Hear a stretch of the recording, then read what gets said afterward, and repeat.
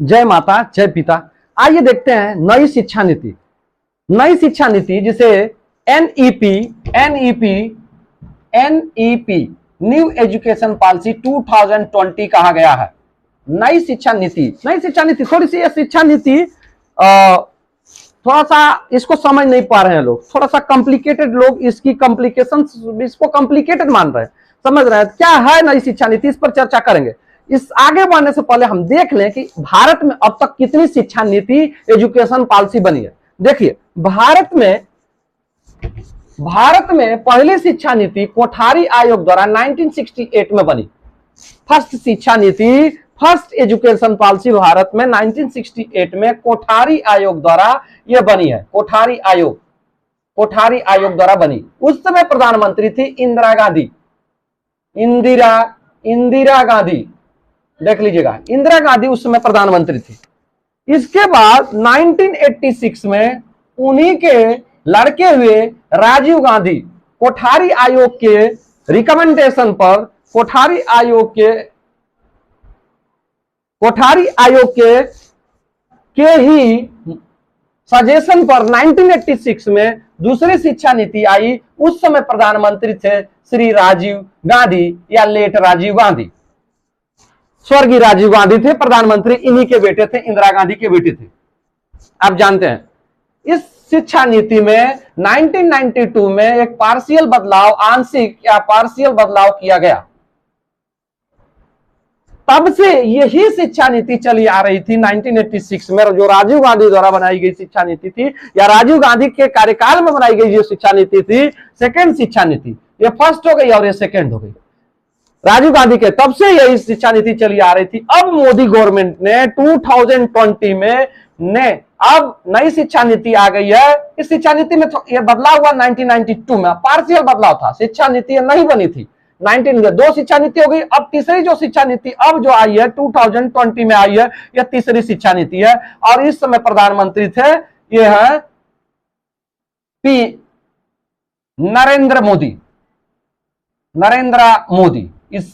नरेंद्र मोदी साहब। अब इसी शिक्षा नीति पर हम बात करेंगे जिसे नाम दिया गया है न्यू एजुकेशन पॉलिसी एनईपी। यानी कि भारत में इस शिक्षा नीति नेप 2020 के पहले, यानी कि जो शिक्षा नीति जिस पर हम चर्चा करने जा रहे हैं, इसके पहले दो शिक्षा नीति बन चुकी थी।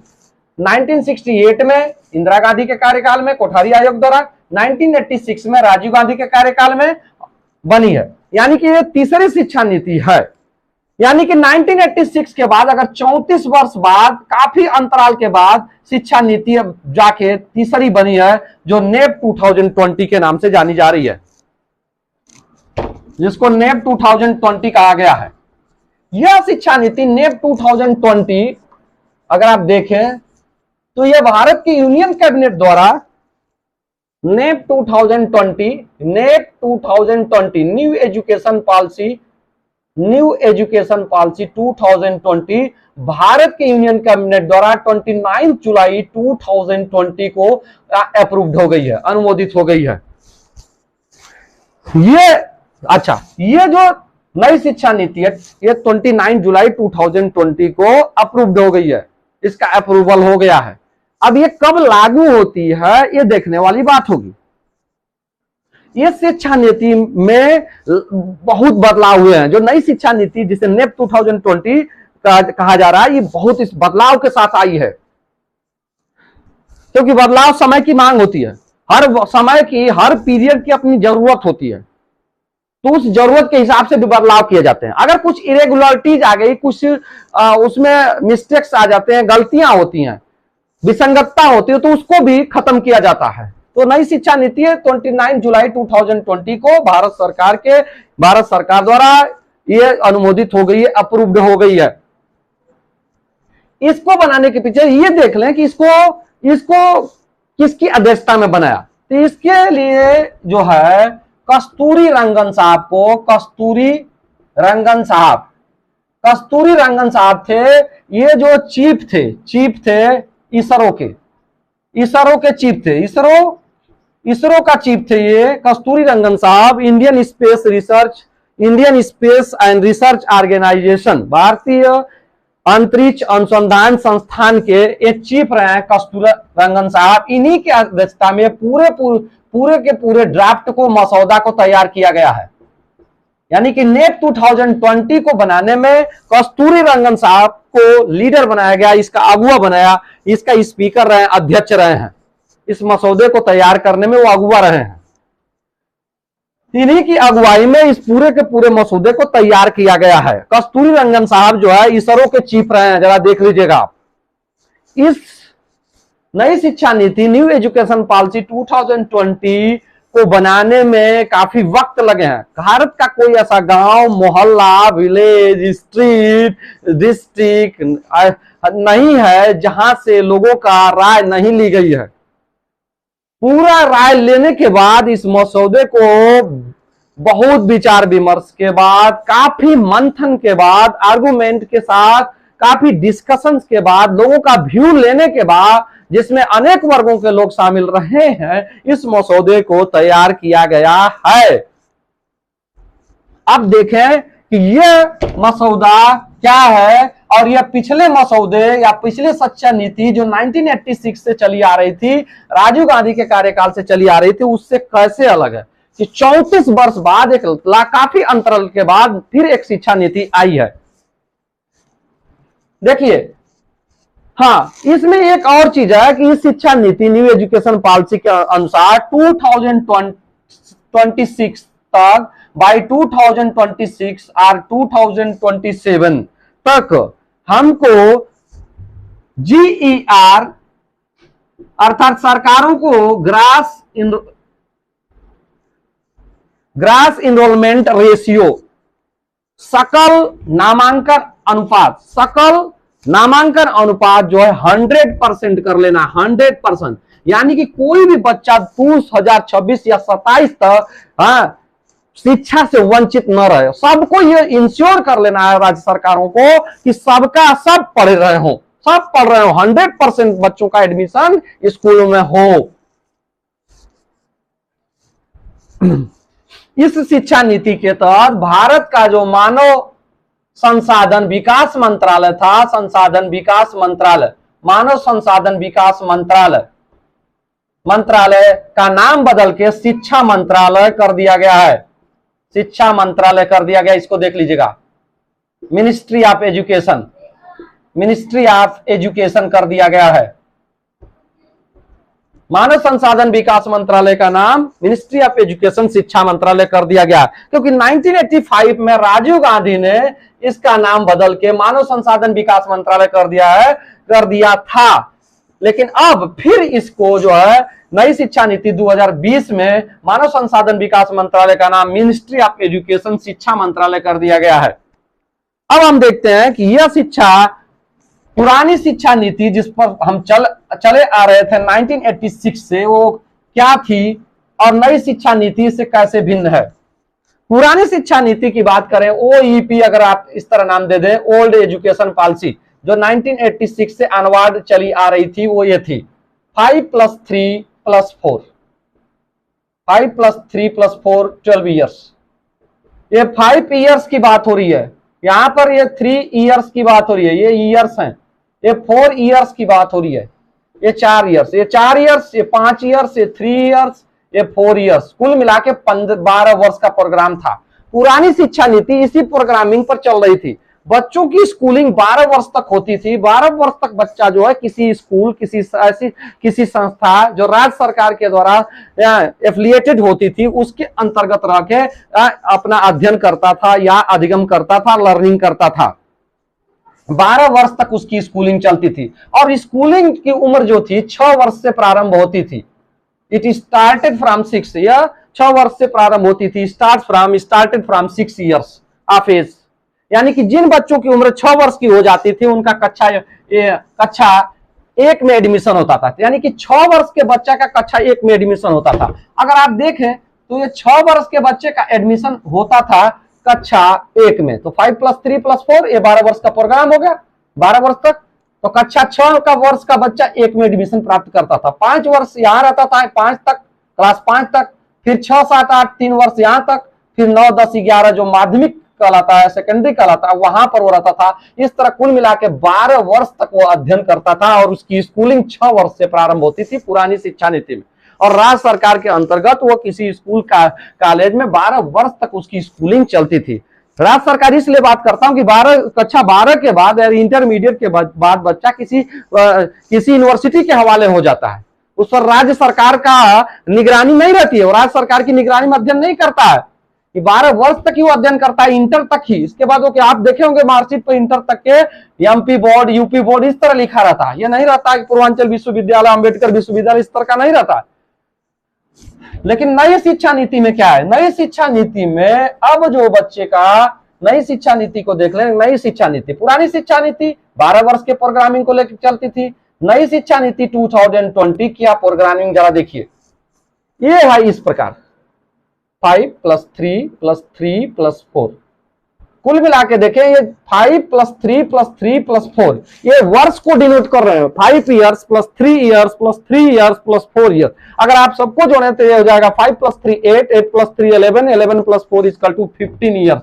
यानी कि बच्चे को अब स्कूलों में 15 वर्ष तक बच्चे की स्कूलिंग जो है 15 वर्ष तक रहेगी। यानी कि 15 वर्ष तक, पहले इसके पहले 5 + 3 + 4 पर 12 वर्ष तक वो स्कूलों में अध्ययन करता था।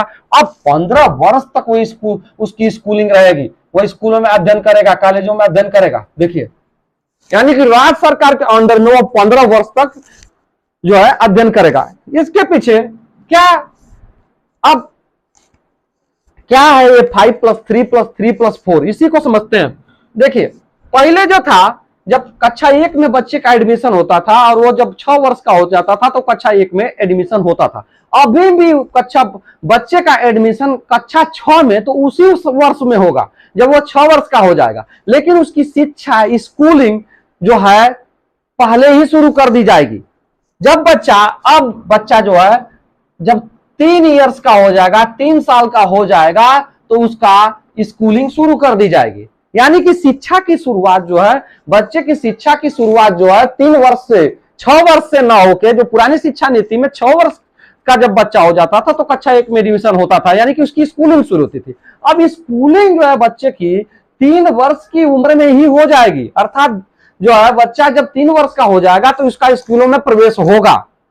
और ये स्कूलिंग जो है शुरू होगी हमारे आंगनबाड़ी से। अब बाल विकास पुष्टाहार विभाग जो है, बाल विकास पुष्टाहार विभाग जो है और जो बेसिक विभाग है, दोनों को नई शिक्षा नीति में मर्ज किया गया है। ये जो बच्चे होंगे, 3 वर्ष के बच्चे का भी एडमिशन होगा, वो हो जाएगा स्कूलों में और वो आंगनबाड़ी के हवाले रहेंगे। लेकिन बेसिक शिक्षा विभाग के मदद से वो उन पर, बेसिक शिक्षा के विभाग भी उसमें हेल्प करेगा। कुल मिला के बच्चों की स्कूलिंग, आप ज्यादा कॉम्प्लिकेटेड ना हो, बच्चे की स्कूलिंग जो है नई शिक्षा नीति में है जो है 3 वर्ष से शुरू कर दी जाएगी। पहले वो 6 वर्ष से शुरू होती थी, 6 वर्ष से सीधे डायरेक्ट उसका कक्षा 1 में एडमिशन किया जाता था।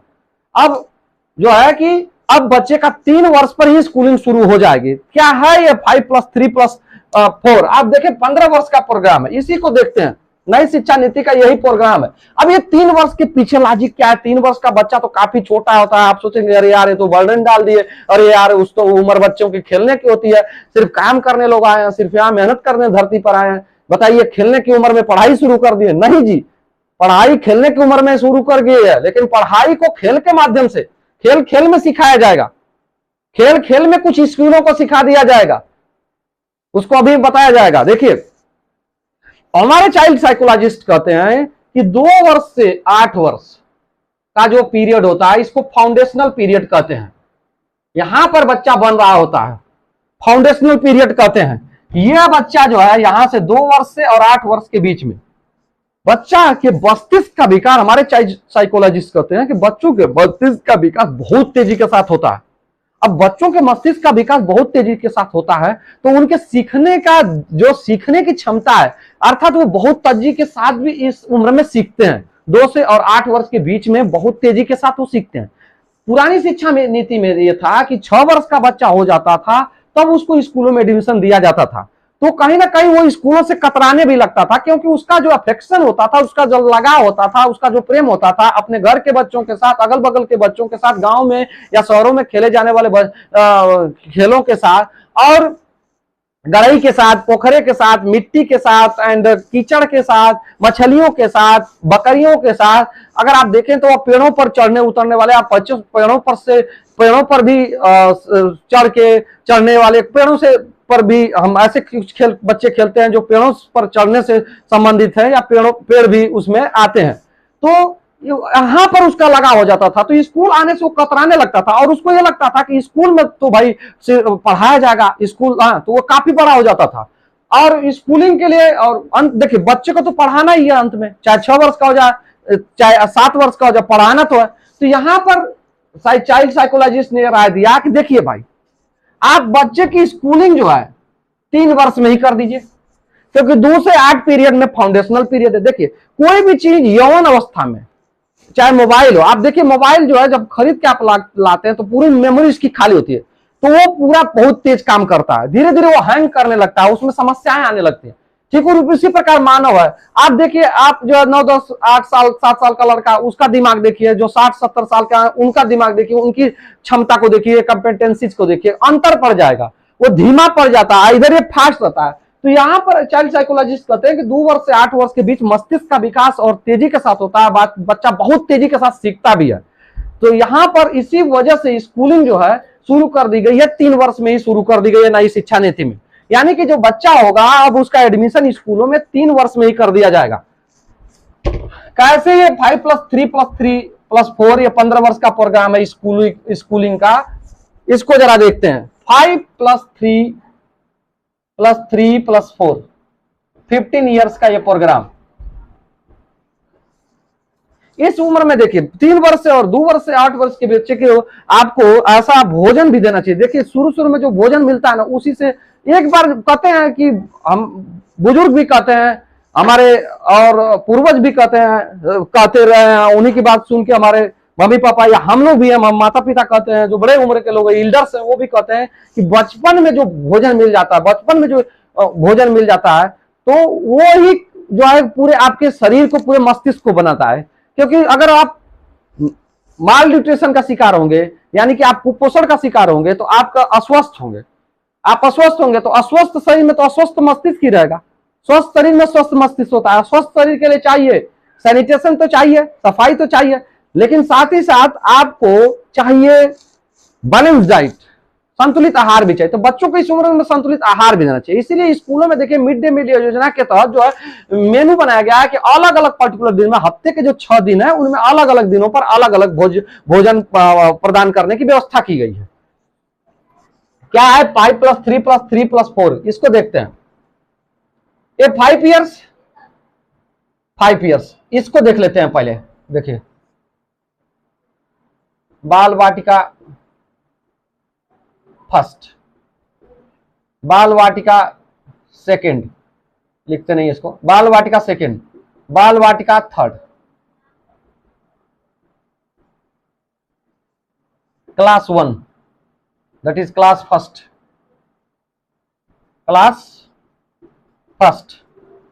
Class second. ये देखिए 5 वर्ष का प्रोग्राम है, शुरू के 5 वर्ष। जब बच्चा 3 वर्ष का होगा उसकी स्कूलिंग शुरू कर दी जाएगी।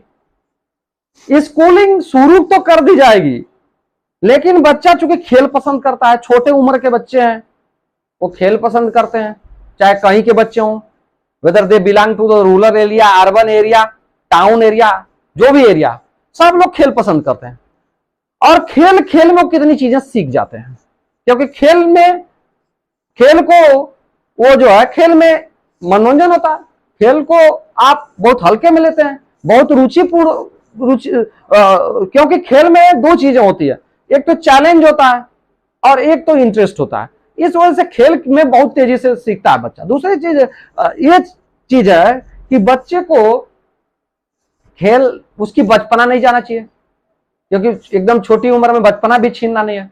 तो इसके लिए हमारे एजुकेशनिस्ट, चाइल्ड साइकोलॉजिस्ट जो विद्वान लोग थे, उन्होंने कहा कि ये जो शुरू के जो 2 से 8 वर्ष का पीरियड है, 2 से 8 वर्ष का पीरियड है, इस पर कोई बर्डन नहीं डालना है। इसमें लर्निंग बाय प्लेइंग का सिद्धांत अपनाना है। लर्निंग बाय प्लेइंग, खेल के माध्यम से सिखाना है।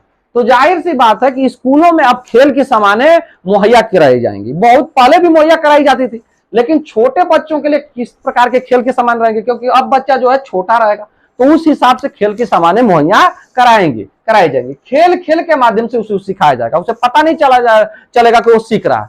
फिर यहाँ पर व्यवस्था की गई है नो एग्जाम, बर्डन हटाने के लिए किसी तरह। पहले तो खेल ही ऐसा है, खेल से भी बर्डन नहीं होगा, क्योंकि बच्चे को कि बचपना ना जाए और बच्चे को उसी के अंदाज में सिखाया जाए जिस अंदाज में वो सीखा है। बच्चा खेलों के माध्यम से सीखता है, तो उसको खेलों के माध्यम से, इसमें नेप में बात की गई, खेलों के माध्यम से उसको शिक्षा दी जाएगी। तो यहां पर लर्निंग बाई प्लेइंग को अपनाया गया है शुरू के 5 वर्ष में। लर्निंग बाई प्लेइंग, देखिए जब वो यहां बाल बाटिका में रहेगा और यहां भी कक्षा 1 और 2 में 3 वर्ष में एडमिशन हो जाएगा। देखिए अभी मैं बता रहा हूं, यहां पर फिर नो एग्जाम की बात की है, कोई एग्जाम नहीं होगा तो कोई दबाव नहीं होगा, बच्चा आएगा, खेलेगा, कूदेगा। शुरू के जैसे 3 वर्ष, जब 3 वर्ष का होगा तो उसका बाल बाटिका फर्स्ट में एडमिशन हो जाएगा इस वाले में, तो 1 वर्ष तो यहां रहेगा। फिर अगले साल बाल बाटिका सेकंड में चला जाएगा, फिर अगले साल बाल बाटिका थर्ड में चला जाएगा। तो बाल बाटिका का मतलब क्या होता है? बच्चों की वाटिका, बच्चों का एक वाटिका मतलब गार्डन बगीचा टाइप को कहते हैं वाटिका ना। तो बच्चे बगीचे में खेलते हैं, बहुत पसंद करते हैं बगीचे में खेलना, तो बगीचा में रखा जाएगा। बच्चों की बगीचा उनका नाम दिया गया, बाल बाटिका नाम दिया गया। शुरू के 3 वर्ष जो है ना, बच्चा आएगा, खेलेगा, कूदेगा, नाचेगा, गाएगा, और शिक्षक भी उसी के साथ वैसे ही पेश आएंगे, एकदम कोई भी बर्डन रहेगा। लर्निंग बाई प्लेइंग चलेगा, नो एग्जाम, कोई भी एग्जाम नहीं होगा। वो एग्जाम तो कक्षा 1 और 2 तक नहीं होगा, कोई एग्जाम नहीं होंगे। लर्निंग बाई प्लेइंग का सिद्धांत चलेगा। इस पीरियड को फाउंडेशनल पीरियड नाम दिया गया, फाउंडेशनल पीरियड। यहां पर बच्चे आए खेल खेद में और मदर टंग में सिखाया जाएगा। मदर टंग की बात की गई है, TONG, मदर टंग की बात की गई है। मातृभाषा में सिखाना, क्योंकि मातृभाषा में बच्चा तेजी के साथ सीखता है, इसलिए मातृभाषा में सीखना है। 3 वर्ष का बच्चा एडमिशन ले लेगा बाल बाटिका फर्स्ट में, स्कूलिंग शुरू।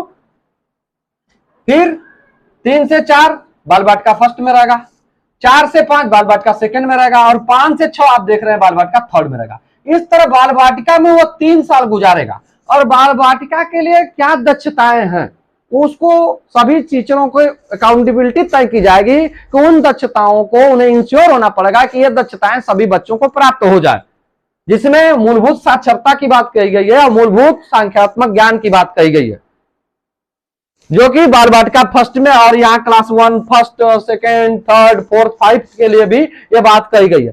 तो शुरू के 3 वर्ष तो इसमें रहेगा, बच्चा आएगा, खेलेगा, कूदेगा, और सब काम करेगा, खेल खेल के माध्यम से सिखाया जाएगा, कोई भी बर्डन रहेगा। तो 6 वर्ष का जब हो जाएगा, आप 3 वर्ष से मिलाइए ना, 3 से 4 बाल बाटिका फर्स्ट में, 4 से 5 बाल बाटिका सेकंड में, 5 से 6 बाल बाटिका थर्ड में। इसके बाद बच्चा 5 से 6 इसमें रहेगा, बाल बाटिका थर्ड में, बाल बाटिका थर्ड, यानी कि बाल बाटिका को पूरा करने में वो 6 वर्ष का हो जाएगा, तब उसका कक्षा 1 में एडमिशन होगा। तो शुरू का 5 वर्ष, फिर 6-7 उसमें, 6 से 7 कक्षा 1 में, और 7 से 8 कक्षा 2 में। यानी कि जब 8 वर्ष का होगा तो वो कक्षा 2 में पास हो जाएगा, जब 6 वर्ष का होगा तो कक्षा 1 में जाएगा। यानी कि कक्षा 1 में उसी समय जाएगा जब वो पुरानी शिक्षा नीति के तहत जैसे जाता था कि कक्षा 1 में वो 6 वर्ष का होता था तो एडमिशन होता था। लेकिन पुरानी शिक्षा नीति में की स्कूलिंग जो शुरू होती थी बच्चे की 6 वर्ष की उम्र में होती थी, तो काफी लेट हो जाता था। तो उसी चीज को, और दूसरी चीज की, जो 2 और 8 वर्ष के बीच में बच्चे के मस्तिष्क का विकास तेजी के साथ होता है, तो बहुत तेजी के साथ सीखता भी है, क्योंकि नया नया माइंड होता है ना, एकदम खाली रहता है, एकदम मस्तिष्क एकदम सब फ्रेश रहता है, तो पूरा बहुत तेजी के साथ सीखता है। तो उसी को समय को भुनाने की बात कही गई है चाइल्ड साइकोलॉजिस्ट द्वारा, कि समय को भुनाया जाए, उस शिक्षा देना ही है। तो स्कूलिंग शुरू कर दिया जाए 3 वर्ष में, बस ये है कि उसकी बचपना ना जाए, उसके दिमाग के ऊपर बर्डन न पड़े, उसके तो खेल के माध्यम से सिखाया जाए। और इस पीरियड में खेल के माध्यम से सिखाए जाएंगे, एग्जाम कोई नहीं होंगे, मदर टंग पर काम किया जाएगा, यानी कि मदर टंग में ही लर्निंग दी जाएगी, शिक्षा दी जाएगी। देखिए तो ये 5 वर्ष का ये प्रोग्राम हो गया। यहाँ पर कक्षा 2 तक कोई भी एग्जाम नहीं होंगे, लर्निंग बाई प्लेइंग ही चलेगा। तो 5 वर्ष का प्रोग्राम ये आप समझ गए, नई शिक्षा नीति के 5 वर्ष के प्रोग्राम समझ गए। स्कूलिंग अब कक्षा, जब बच्चा 3 वर्ष का हो जाएगा तभी से स्कूलिंग उसकी शुरू हो जाएगा। तो ये 5 वर्ष का ये प्रोग्राम हुआ। अब देखिए 3 वर्ष का प्रोग्राम देख लीजिए, 3 वर्ष अब हो जाएगा क्लास 3rd। ये 3 वर्ष का प्रोग्राम हो गया, 3 इयर्स का, ये 3 इयर्स का प्रोग्राम हो गया। बाल वाटिका से लेके कक्षा 2 तक इसमें बच्चा पढ़ लिया। 3 वर्ष बाल वाटिका में रहेगा, 2 वर्ष जो है कक्षा 1 और 2 में रहेगा, तो 5 वर्ष से खत्म, 3 years. Class first, class third, class fourth, class fifth, ये 5 ये प्रोग्राम है। यहां पर मदर टंग की बात कही गई है, यहां पर भी बच्चे के मातृभाषा की बात कही गई, मातृभाषा में शिक्षा दी जाएगी। दूसरी चीज, एक्टिविटी के माध्यम से शिक्षा दी जाएगी, गतिविधियों के माध्यम से कर के बच्चे को सिखाया जाएगा, करके बच्चे को सिखाया जाएगा। स्टडी जो है चलेगी, एक्टिविटी चलेगा, मदर टंग चलेगा। मदर टंग की तो मातृभाषा में नई शिक्षा नीति में है कि अगर संभव हो तो जूनियर तक मातृभाषा में बच्चों को पढ़ाया जाए, क्योंकि मातृभाषा में बच्चे तेजी के साथ सीखते हैं। आप देखिए ना, हम हिंदुस्तान के मदर टंग हमारी हिंदी है, हम भले इंग्लिश से एमए किए हुए हैं, लेकिन अभी भी अंग्रेजी का कोई प्रोज पोइट्री या कुछ भी पढ़ते हैं, नॉवेल पढ़ते हैं, तो वहां पर हम फंस जाते हैं। हम अपने जो समय होता है, किसी 2-3 लाइन को पढ़े तो चौथी लाइन में हम फंस जाते हैं, क्योंकि उस भाषा के शब्दों को हम उतना नहीं जानते हैं, वोकैबुलरी उतनी हमारी अच्छी नहीं है, तो इस वजह से हमको दिक्कत होती है। और भाषा किसी के इंटेलिजेंस की, बुद्धिमत्ता का पहचान नहीं है। अगर ऐसा होता है तो इंग्लैंड के सारे लोग, ब्रिटेन के सारे लोग नौकरी करते, सारे लोग वैज्ञानिक होते, सारे लोग आईएएस पीसीएस होते, ऐसा तो है नहीं। जैसे अंग्रेजी की मैं बात कर रहा हूं और भाषाएं तो गौड़ सेकेंडरी ही समझ लीजिए। तो भाषा एक माध्यम है, भाषा माध्यम में, भाषा किसी की विद्वता, किसी के रचनात्मक शक्ति का प्रतीक नहीं है। हम अपनी अतिरिक्त ऊर्जा उस भाषा के वर्डों को खोजने में लगा देते हैं कि उसका वर्ड का मीनिंग क्या होगी, सेंस, अर्थ क्या होगा। तो इस वजह से भाषा का कोई मतलब नहीं है। तो मदर टंग में बात की गई, मदर टंग में चीन का देखिए, चीन का जो है सीईओ रैंक का अधिकारी भी अंग्रेजी भाषा नहीं जानता। वो मैंड्रिन भाषा जो होती है चीन में बहुत लोकप्रिय है, उसी भाषा में पढ़ाई होती है। अपनी भाषा सबसे अच्छी होती है। हाँ, कहा भी गया है कि अपनी भाषा सबसे अच्छी होती है। तो इसमें मदर टंग कक्षा 5 तक, कक्षा 8 तक कही गई है, संभव हो तो मदर टंग में एक्टिविटी बेस्ड कक्षाएं चलेंगी कक्षा 3, 4, 5 में। और यहाँ पर एग्जाम होंगे, क्योंकि यहाँ पर बच्चा बड़ा हो रहा है तो एग्जाम की जरूरत होगी। तो एग्जाम हो गए। 3 वर्ष का प्रोग्राम है, कक्षा 3, 4, 5, 3 वर्ष का खत्म हो गया। तो ये 5, 3, 8 हो गया। इसके बाद देखिए ये वाला 3 क्या है, क्लास 6, 5 तो पास हो गया ये वाले 3 में, 6, क्लास 7, क्लास 8।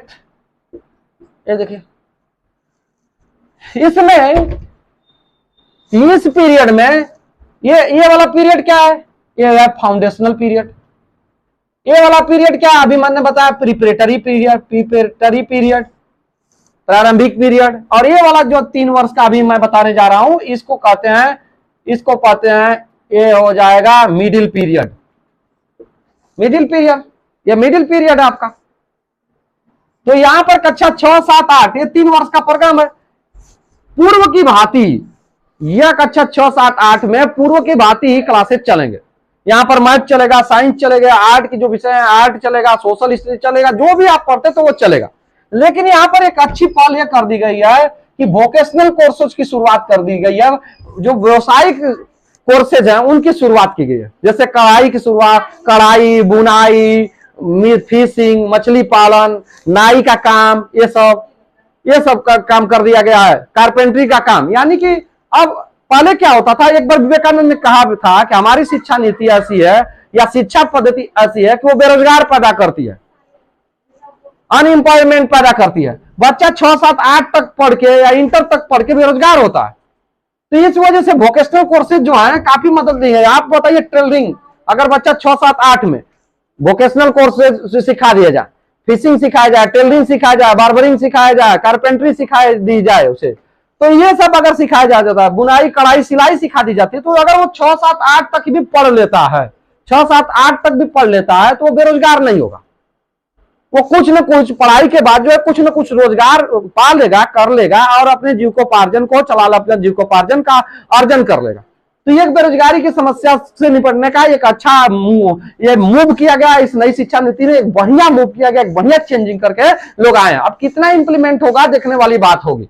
कि किस तरह शिक्षक रखे जाएंगे, किस तरह शिक्षक, क्या स्पेसिफिक शिक्षक रखे जाएंगे या इस तरह के शिक्षक अब तैयार करने की, नर्सरी शिक्षकों की नर्सरी तैयार करना होगा, जो कि एक ही शिक्षक ट्रेनिंग भी जाने, एक ही शिक्षक जो है कारपेंटरी भी जाने, कि अलग अलग आप शिक्षक नियुक्त करेंगे, तो इंप्लीमेंट करने वाली बात होगी। तो ये वोकेशनल कोर्सेज की यहाँ पर शुरुआत हो गई है। फिर यहां पर एक चीज और है कि यहां पर बच्चों को कंप्यूटर का भी ज्ञान दिया जाना शुरू हो जाएगा। अभी तक हमारी सरकारी स्कूल में कंप्यूटर का ज्ञान नहीं दिया जाता था, तो बच्चों को कंप्यूटर का भी ज्ञान यहां पर दिया जाना शुरू किया जाएगा।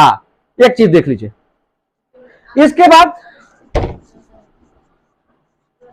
तो ये बहुत अच्छा मूव किया गया है। तो अभी तक हमने देखा ये 5 वर्ष फाउंडेशनल स्टेज, ये प्रिपरेटरी स्टेज, ये मिडिल स्टेज और ये 4 वर्ष का प्रोग्राम देखिए। कुल मिलाकर अभी आप तक पहुंच गए, आप पहुंच गए 5 3 8 3 11 11 वर्ष, 4 वर्ष और से देख लीजिए।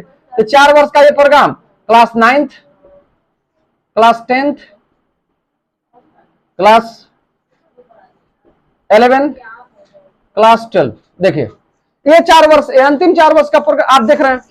ये क्या है? सेकेंडरी स्टेज से है, सेकेंडरी स्टेज, माध्यमिक पीरियड, आप जानते ही हैं, नहीं जानते तो जान लीजिए, सेकेंडरी स्टेज है। अब यहां पर क्या व्यवस्था की गई है? पहले की तरह तो विषय रहेंगी, 9 10 तक बच्चा जैसे पढ़ रहा वो पढ़ता ही था, 11 12 में जैसे विषय पढ़ता था। चेंजिंग क्या की गई है? यहां पर चेंजिंग की गई है कि सेमेस्टर वाइज परीक्षा होगी, सेमेस्टर पद्धति लाई गई है। पहले क्या होता था कि कक्षा 9 और 10, क्लास 9 और 10 जो है एक साल 9 में रहता था, दूसरे साल 10 में, और दोनों का एक के बार परीक्षा होती थी। 9 को तो बहुत हल्का में लेता था, 9 में फेल होने का उतना चिंता होती नहीं थी। 10 का बोर्ड एग्जाम होता था, ये पर हाई स्कूल जिसे कहते हैं। तो यहाँ पर 9 का भी सिलेबस पढ़ना पड़ता था, 10 का भी पूरा का पूरा पाठ्यक्रम पढ़ना पड़ता था। बच्चे को यहाँ पर बर्डन भी ज्यादा हो जाता था, क्योंकि 2 वर्ष का अगर पाठ्यक्रम आपको पढ़ना हो तो काफी बर्डन हो जाता था। तो यहाँ पर उस बर्डन को कम किया गया है। यहाँ पर यह किया गया है कि अब परीक्षाएं सेमेस्टर में होंगी। सेमेस्टर का मतलब 6 महीने परीक्षा। कक्षा 9 में 2 परीक्षा देंगे, आप 2 बार परीक्षा देंगे, कक्षा 10 में 2 बार परीक्षा देंगे, तो सेमेस्टर वाइज परीक्षा होगी। उसी तरह क्लास 11 और 12 की भी परीक्षाएं सेमेस्टर वाइज होगी। इससे बर्डन को कम किया गया, बहुत बढ़िया मूव किया गया, यहाँ पर बहुत बड़ा चेंजिंग की गई है, बहुत बढ़िया अमेंडमेंट लेकर आए हैं इस शिक्षा नीति में कि अब सेमेस्टर वाइज होगी तो बच्चे को आराम होगा, बर्डन नहीं पड़ेगा, अच्छा अंक भी पाएगा, प्लस वो जो है कि अच्छे से सीख भी पाएगा। नहीं तो एक दबाव महसूस करता है, इतनी मोटी किताब यार, एक साल 9 का भी पढ़ा, फिर दूसरे साल 10 का भी पढ़ता, और जब 10 का परीक्षा जैसे बोर्ड का परीक्षा देता तो 9 का पढ़ना पड़ता था, तो काउंच हाउस पाउच की स्थिति में रहता था बच्चा, तो गड़बड़ा जाता था। यहाँ बर्डन का कम गया, तो सेमेस्टर ला दिया गया, 6 महीने पर परीक्षा होगी। और यहां पर आप जो है मल्टीपल, यहां पर स्ट्रीम नहीं रहेगी। स्ट्रीम का मतलब आर्ट और साइंस का भी भेद खत्म कर दिया गया। आर्ट एंड साइंस का जो डिस्टिंक्शन होता था, जो डिफरेंस होता था आर्ट और साइंस, क्योंकि 9 10 तक तो ठीक है, 11 12 में आप जो है स्ट्रीम चुनते थे कि आप आर्ट लेंगे या साइंस लेंगे। यहाँ पर 2 ग्रुप हो जाते थे, आर्ट और साइंस का। तो यहाँ आर्ट और साइंस के विभेद को खत्म कर दिया गया। आर्ट और साइंस अब नहीं रहेगा कि आप पीएमसी ग्रुप में जाएंगे कि बायो ग्रुप में जाएंगे, इस तरह ग्रुप बनता था यहाँ पर इंटर में। तो वो पर फिजिक्स मैथ केमिस्ट्री के साथ जाएंगे या बायो के ग्रुप जाएंगे, बायो के साथ जाएंगे, हैं? तो उसमें 2 ग्रुप बनते थे। तो साइंस में भी 2 ग्रुप बनते थे, फिर आर्ट में, और आर्ट और साइंस तो अलग अलग हो ही गया, तो आर्ट का अलग बनता था साइंस के। तो यहाँ पर स्ट्रीम को खत्म कर दिया गया। अब मल्टीपल सब्जेक्ट चॉइस आप कर सकते हैं। मल्टीपल चॉइस सब्जेक्ट आप जो विषय करें ना, वो मन करे तो आप एक विषय जो ना है इंटर में जो है आपका, आप इंटर में मैथ ले लीजिए, मैथ आपको पसंद है मैथ ले लीजिए, एक हिस्ट्री ले लीजिए, हाँ एक हिस्ट्री ले लीजिए, आपका मन कर रहा है तो एक हिस्ट्री ले लीजिए। पहले तो ऐसा नहीं था, मैथ ले लीजिए, हिस्ट्री ले लीजिए, और आपको जियोग्राफी पसंद है जियोग्राफी ले लीजिए, ऐसे हो जाए। या केमिस्ट्री पसंद है तो केमिस्ट्री ले लीजिए, देखिए मैथ ले लीजिए, हिस्ट्री ले लीजिए, केमिस्ट्री ले लीजिए। मतलब ये है कि यहाँ पर ऐसा नहीं है कोई बाध्यता, यहाँ पर मल्टीपल चॉइस सब्जेक्ट्स खोल दिए गए हैं कि बच्चा जो है, जिस बच्चे को जिसमें रुचि है, जो सब्जेक्ट का उसका कॉम्बिनेशन बना के पढ़े, जो कॉम्बिनेशन बना के पढ़ना चाहता है पढ़े, उसमें कोई बाधा, उसमें कोई अब ये नहीं रखा गया है कि आप जो है आर्ट के रहेंगे कि साइंस के रहेंगे। कुछ आर्ट का विषय ले लीजिए, कुछ साइंस का विषय लीजिए, कॉम्बिनेशन बना के पढ़िए, आपके ऊपर डिपेंड करेगा। तो यहां पर मल्टीपल सब्जेक्ट्स की व्यवस्था कर दी गई है। क्रिटिकल थिंकिंग को बढ़ावा दिया गया है। क्रिटिकल थिंकिंग को बढ़ावा देने की बात कही गई, क्रिटिकल थिंकिंग जो आलोचनात्मक शक्ति होती है या जो सोचने की शक्ति है, तार्किक शक्ति को बढ़ावा दिया गया। प्रश्न थोड़े बदल के आएंगे। गांधी जी असहयोग आंदोलन नहीं करते तो क्या होता, भगत सिंह अगर को फांसी नहीं होती तो क्या होता, इस तरह के क्वेश्चन अब किए जाते हैं। ये नहीं हो कि भगत सिंह को फांसी कब हुई थी, भगत सिंह को किस वजह से फांसी दी गई, भगत सिंह असेंबली में बम फेंके थे, कब फेंके थे, इस तरह का क्वेश्चन नहीं पूछे जाएंगे। पूछे जाएंगे उस तरह के भी क्वेश्चन होंगे, क्रिटिकल थिंकिंग को बढ़ावा देने पर ज्यादा फोकस किया गया, ये बात है। तो यहाँ पर जब अभी यही 15 वर्ष का आपका प्रोग्राम, आप देख लीजिए 5, 3, 8, 3, 11, 4, 15, ये 15 वर्ष का प्रोग्राम है। ये 15 वर्ष तक जो बच्चा है, ये जो है स्कूलों में अब जो है स्कूलिंग उसकी जो है कक्षा, जब वो 3 वर्ष का हो जाएगा तो उसका बाल वाटिका में एडमिशन होगा। यानी कि उसकी स्कूलिंग जो 6 वर्ष पर पुरानी शिक्षा नीति में शुरू होती थी, अब 3 वर्ष पर शुरू हो जाएगी और राज्य सरकार के अंदर 15 वर्ष का जो है शिक्षा प्राप्त करेगा। 15 वर्ष तक वो शिक्षा प्राप्त करेगा। पहले वो 12 वर्ष तक राज्य सरकारों की निगरानी में शिक्षा प्राप्त करता था। आगे देख लीजिए, आगे इंटर के बाद वो ग्रेजुएशन में चला जाएगा। ग्रेजुएशन में चला जाएगा तो देखिए यहाँ पर ग्रेजुएशन का प्रोग्रामिंग देख लीजिए। फर्स्ट ईयर, अभी मैं बता रहा हूं,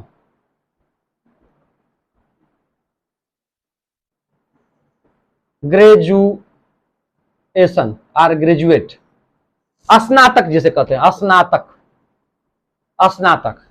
first year certificate, second year diploma. अभी मैं बता दे रहा हूं क्या, third year certificate, second year diploma, third year degree, fourth year research. ये देखिए,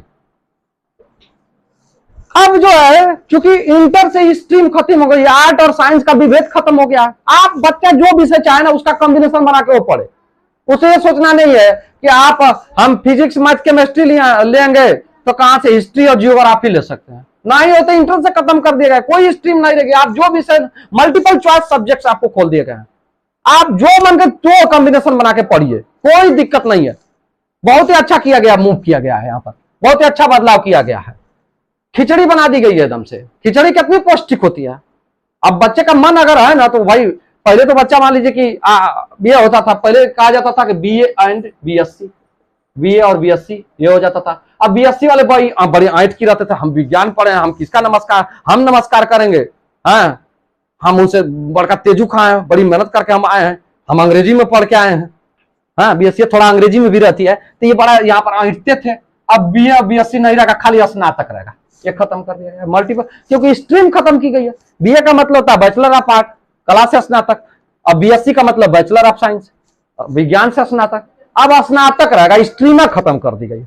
एक मुंह में एक और काम यहाँ पर किया गया है, यहाँ पर एक काम और किया गया है कि पहले जब बच्चा किसी कारणवश, अगर किसी का मान लीजिए स्नातक जो 3 वर्ष का होता था, चाहे वो विज्ञान से आप करें चाहे आर्ट से करें, वो 3 वर्ष का होता था। आप 1 वर्ष या 2 वर्ष पढ़े, आपने फिर तीसरे वर्ष किसी कारणवश, वो इकोनॉमिकल कारण हो सकता है, आपके फिजिकल कारण, आपके हेल्थ से संबंधित प्रॉब्लम हो सकता है, किसी कारणवश आप 2 वर्ष पढ़े और तीसरे या पहले वर्ष पढ़े या 2 वर्ष पढ़े और आप अगले वर्ष में या तीसरे वर्ष का में आपका एडमिशन नहीं हो पाया, तीसरे वर्ष एडमिशन नहीं हो पाया, आप बीमार पड़ गए या परीक्षा नहीं दे पाए तीसरे वर्ष, तो आपका पीछे का 2 वर्ष या 1 वर्ष जो आप पढ़े होते हैं और परीक्षा दिए होते हैं वो बेकार चला जाता था। अब नई शिक्षा नीति में बदल दिया गया है। अगर आप पहले वर्ष पढ़ेंगे, पहले वर्ष अगर पढ़ते हैं और परीक्षा दे देते हैं तो आपको 1 वर्ष का सर्टिफिकेट मिल जाएगा। दूसरे वर्ष अगर आप पढ़ते हैं तो दूसरे वर्ष का सर्टिफिकेट मिल जाएगा और आप सीधे कितने साल बाद आएंगे ना, सीधे 2 वर्ष। पुरानी शिक्षा नीति में था कि फिर से शिक्षा स्नातक आपको करना पड़ता था। अब नई शिक्षा नीति में ऐसा नहीं है। अगर आप 2 वर्ष तक पढ़ाई किए हैं या 1 वर्ष तक पढ़ाई किए हैं तो दूसरे साल एडमिशन करा लेंगे। अगर 2 वर्ष तक आपने पढ़ाई करके और परीक्षा दी थी तो वो सर्टिफिकेट आपको मिला होगा, तो आप जाएंगे, वो सर्टिफिकेट जमा करेंगे और एंट्री करा के आपको तीसरे वर्ष में एडमिशन मिल जाएगा। यानी कि पुरानी शिक्षा नीति में अगर आप 1 वर्ष या 2 वर्ष पढ़ाई किए होते हैं स्नातक में, तो वहां पर आपको, अगर आप किसी कारणवश, वो कोई भी कारण हो सकता था, आपकी बीमारी कारण हो सकती थी, आपकी गरीबी कारण हो सकती थी, पॉवर्टी, तो अगर आप तीसरे साल छूट जाता था या दूसरा वर्ष छूट जाता था तो आप सीधे एडमिशन प्राप्त नहीं करते थे। वहां पर फिर से आपको स्नातक में पहले रीएडमिशन फर्स्ट ईयर में कराना पड़ता था। इससे क्या हो, तो बहुत लोग अगर पढ़ने का मन वो करता था ना कि चले आप स्नातक कर ले यार, तो बेचारे ये हो जाते कि यार फिर से शुरू से करना पड़ेगा, 3 साल फिर पढ़ना पड़ेगा तब ना होगा। अब उस चीज को खत्म कर दिया गया है। अब बहुत अच्छा मूव है, यहाँ पर चेंजिंग की गई है। अगर आप 1 वर्ष पढ़े ना तो आपको सर्टिफिकेट मिल जाएगा। उस पर 1 वर्ष पढ़ के आप बीए फर्स्ट ईयर कर लिए हैं तो आपको मिलेगा जो प्रमाण पत्र, उस पर सर्टिफिकेट लिखा होगा। अगर आप 2 वर्ष कर लिए तो ऊपर डिप्लोमा सर्टिफिकेट वहां पर लिखा मिलेगा। तो इस तरह अगर आप 2 वर्ष करके छोड़ दिएगा तो तीसरे में डायरेक्ट एडमिशन हो जाएगा। तीसरे वर्ष अगर आप कर दिए ना तो आपको डिग्री मिल जाएगी, डिग्री मिल जाएगी। यानी कि ये नौकरी यहां पर आप स्नातक कर लिए तीसरे वर्ष में ही आप स्नातक करेंगे, तीसरे वर्ष में आपको डिग्री मिल जाएगी। यहां पर ये नौकरी के लिए आप एलिजिबल हो जाएंगे जो स्नातक पर नौकरियां होती हैं। क्योंकि तीसरे भले आपको सर्टिफिकेट फर्स्ट ईयर में ही मिल जाएगा, सेकेंड ईयर में डिप्लोमा सर्टिफिकेट पे लिखा होगा, थर्ड ईयर में डिग्री, ये थर्ड ईयर में ही जाके आपका स्नातक पूरा होगा। तो यहां पर यह चीज कर दी गई है कि आप 1 वर्ष का अध्ययन किया है, 1 वर्ष फर्स्ट ईयर पास है, तो आपको पुनः आके फर्स्ट ईयर में एडमिशन कराने की जरूरत नहीं है, आप सेकेंड ईयर में एडमिशन कराएंगे। और आपको फर्स्ट ईयर में जो मिलेगा सर्टिफिकेट मिलेगा उस पर सर्टिफिकेट लिखा होगा, सेकेंड ईयर में डिप्लोमा लिखा होगा और थर्ड ईयर में डिग्री लिखी होगी। तो आपका एडमिशन होगा और वो जो आप समय पास किए हैं उस स्नातक करने में, तो वो समय 2 वर्ष किए हैं, 2 वर्ष का पास है, तो आप 2 वर्ष का मार्कशीट उसमें दिखा देंगे और तीसरे वर्ष में आपका एडमिशन होगा। ये नहीं कि पुनः एडमिशन कराना होगा, नहीं। तो यहां पर स्ट्रीम खत्म किया गया, इस वहां पर बीए और बीएससी खत्म किया गया, सिर्फ स्नातक होगा। विषय का कोई कॉम्बिनेशन आप बना के पढ़ सकते हैं। इसके बाद आप देखिए, अब इसके बाद मैंने बता दिया कि आप पहले वर्ष पढ़ लेंगे तो सर्टिफिकेट मिल जाएगा, उस पर जो लिखा होगा आपके सनद पर सर्टिफिकेट होगा। सेकेंड ईयर में डिप्लोमा का सर्टिफिकेट मिल जाएगा, थर्ड ईयर में डिग्री मिल जाएगी, या नौकरी के लिए एलिजिबल हो गए, आप स्नातक कर लेंगे। आप चाहे तो नई शिक्षा नीति के तहत चौथे वर्ष भी अपना स्नातक जारी रख सकते हैं। तो चौथे वर्ष में आपको जो सर्टिफिकेट मिलेगा ना उस पर रिसर्च लिखा होगा। इसके बाद आ जाएगा, इसके बाद आपका आ जाएगा परास्नातक। परास्नातक आ जाएगा, इसको बोलते हैं पोस्ट ग्रेजुएट आ जाएगा। तो पोस्ट ग्रेजुएट फर्स्ट 1 साल 2 साल का होता है, लेकिन अगर स्नातक आपने 4 साल का किया है, अगर स्नातक आपने 4 साल का किया है तो पोस्ट ग्रेजुएट में आप 1 साल रहेंगे। और स्नातक अगर आपने यहीं तक किया है, डिग्री तक किया है, तो पोस्ट ग्रेजुएट में पहले के तर्ज पर ही 2 वर्ष यहां पर बिताएंगे, 2 इयर्स। और स्नातक अगर 4 साल वाला कर दिए हैं तो आपको यहां पर 1 वर्ष ही बिताना है, 1 वर्ष। यानी कि परास्नातक 1 वर्ष ही में आपका कंप्लीट हो जाएगा। जब आप 4 साल तक स्नातक करेंगे तो रिसर्चवा का सर्टिफिकेट मिल जाएगा। तो जब परास्नातक करेंगे ना तो उसमें 1 ईयर ही आपको बिताना होगा, 1 ईयर में आप परास्नातक हो जाएंगे, पोस्ट ग्रेजुएट हो जाएंगे। लेकिन अगर 3 वर्ष तक ही आपने ग्रेजुएशन किया है, जो कि ग्रेजुएशन वहीं पूरा भी हो जाएगा, तो आप परास्नातक जो है पहले की भांति ही, पहले की लायक ही 2 वर्ष तक आपको परास्नातक करना होगा, तब जाके आप पोस्ट ग्रेजुएट होंगे। यहां पर वही एमएससी बीएससी, एमएससी रहेगा नहीं, एमएससी रहेगा नहीं, मास्टर ऑफ साइंस नहीं रहेगा, एमए नहीं रहेगा, क्योंकि ऊपर से स्ट्रीम खत्म हो गई है। अब स्नातक परास्नातक वाली बात होगी। इसके बाद और थोड़ा सा बदलाव आप देख लें। स्कूलिंग के बाद हम लोग यूनिवर्सिटी में बढ़ गए। स्कूलिंग 15 वर्ष तक हमने देखा, 5+3+3+4, 15 वर्ष तक वो स्कूलिंग का प्रोग्राम था। आगे भी बदलाव किए गए हैं। इसके बाद जो एक एम फील्ड नाम का, एम फील्ड, ये एम फील्ड को खत्म कर दिया गया है। एम फील्ड एक कोर्स होता था, इसको खत्म कर दिया गया है। इसके बाद पीएचडी, ये पीएचडी जो होती थी डॉक्टर ऑफ फिलॉसफी, पहले 5 वर्ष की होती थी, अब इसको खत्म करके 4 इयर्स का कर दिया गया है। 4 इयर्स का कर दिया गया, डॉक्टर ऑफ फिलॉसफी एक कर दिया गया। बाहर की यूनिवर्सिटियों को नई शिक्षा नीति में, बाहर की यूनिवर्सिटियों को, बाहर के जो बड़े बड़े विश्वविद्यालय हैं उनको, उनका स्वागत किया गया कि आओ हमारे देश में तुम जो है अपना स्कूल कॉलेज खोलो भैया, कोई दिक्कत नहीं है, हम तुम्हारा स्वागत करते हैं। तो ये है नई शिक्षा नीति। मैं होप करता हूं कि आप इसको समझ गए होंगे। आने वाली वीडियो में कुछ अन्य टॉपिक पर चर्चा करते रहेंगे। Keep watching my channel. जय हिंद, जय भारत, जय भीम।